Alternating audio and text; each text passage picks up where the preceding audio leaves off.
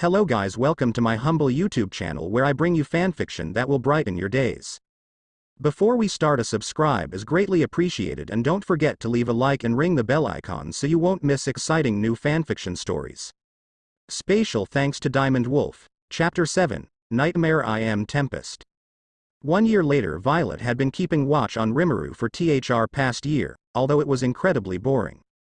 She managed to plow through, and the first obstacle that could possibly kill Rimuru had started to show themselves. Yuki. Huh? Violet mutters, would Master like to erase Yuki Kagarizaka? Seal asks. Let's let it play out for now, but if anything unprecedented happens, then you have full authority to kill him, Violet replies with no sign of hesitation. As you wish, Master. Violet then spends the next month in the shadows watching as Rimuru teaches his students, oblivious to the attention he has gathered. Finally, after saving the children, Rimuru heads out back to Tempest, where he expects to be able to live peacefully, but as he was heading back he felt a disturbance within the magicules and a barrier erected over him, weakening him greatly. Limited to 50% of his full power, Rimuru is put on guard when he senses a human behind him and turns around to be met with an evolved human saint standing in front of him next to a tree with a sword drawn, signaling that she wants a fight. The first to move is the human girl. The moves a supersonic speeds and slices sideways, cutting the air but missing Rimuru, who then counter-attacks but is dodged and gets pierced in his leg. Rimuru, noticing he feels pain despite having pain nullification, is confused, however has his skill, Great Sage, analyze the attack used on him. As he attacks, however gets hit 3 more times. Great Sage's analysis comes through and reports that the attack used kills the targeted individual if it hits 7 times as long as OT has a soul.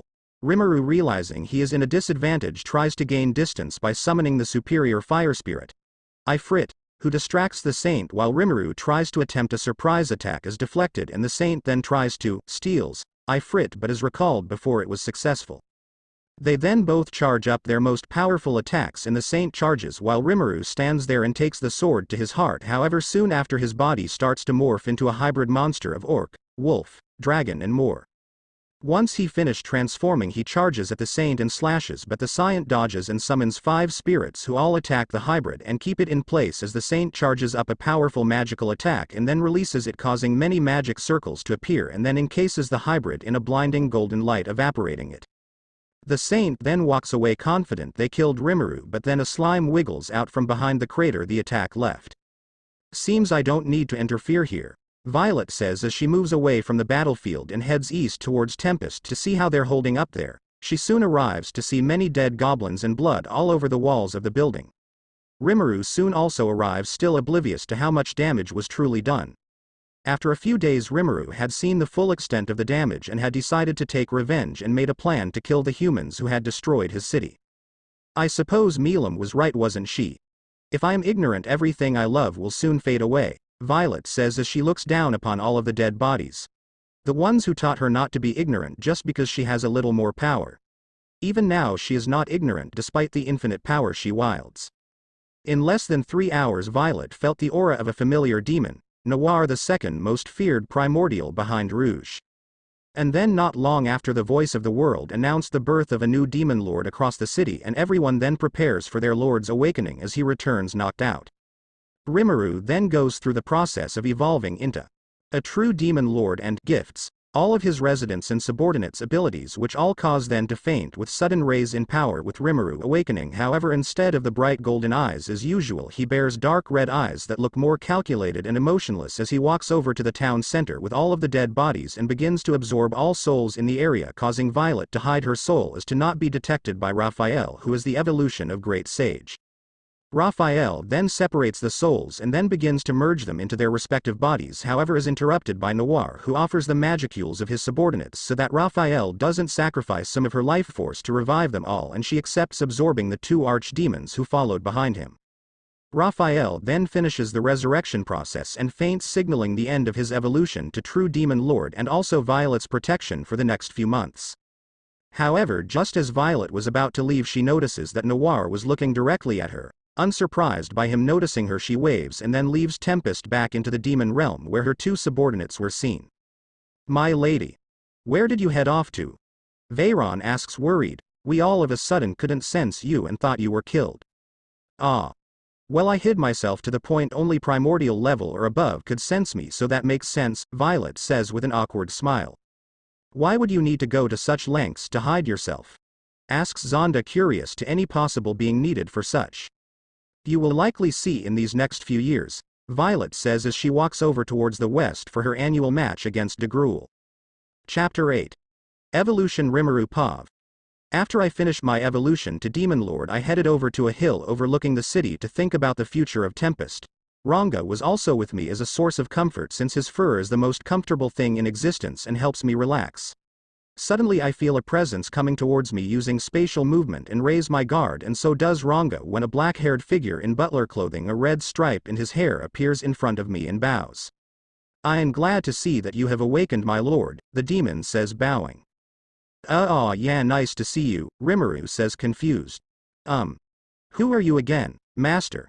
This is the demon you summoned to help you, Ranga whispers to Rimuru while the demon sulks. So that was you, Rimuru says, and the demon's face lit up. You can go home now. And then they start to tear up. My lord, please don't say such things. I am content with living as one of your lowest subordinates, the demon says, on the verge of tears. Well, I won't be able to pay you or anything. That is perfect for me, my lord, just being able to serve in such majesty as yourself. The demon goes on to compliment Rimuru before he is interrupted. Well, calling you just demon wouldn't feel right, so I'll give you a name, Rimuru says all of a sudden. If that is what master wants, then I shall not complain. Well, you're a demon, so it's got to be a pretty demonic name. Maybe Diablo?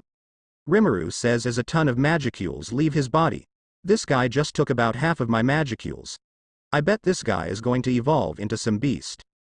Due to Master evolving into true Demon Lord, Master's magicule capacity has increased exponentially. Furthermore, an accurate measurement is not available at this time. Oh wow. How much do you think it increased by? At least 10x Master's original magicule capacity. Raphael finished as Diablo evolution comes to an end. My name is Diablo, such a perfect name granted to me by such a divine being. Right. Anyway, what did you come here for? Asks Rimuru. Well, there were two things. The first isn't important, but it looked as though you had something on your mind, Diablo says while sitting down in front of Rimuru, who is in his slime form. Well, I'm kind of curious about what the first thing is, but right now I am thinking about what to do moving forwards, Rimuru replies honestly.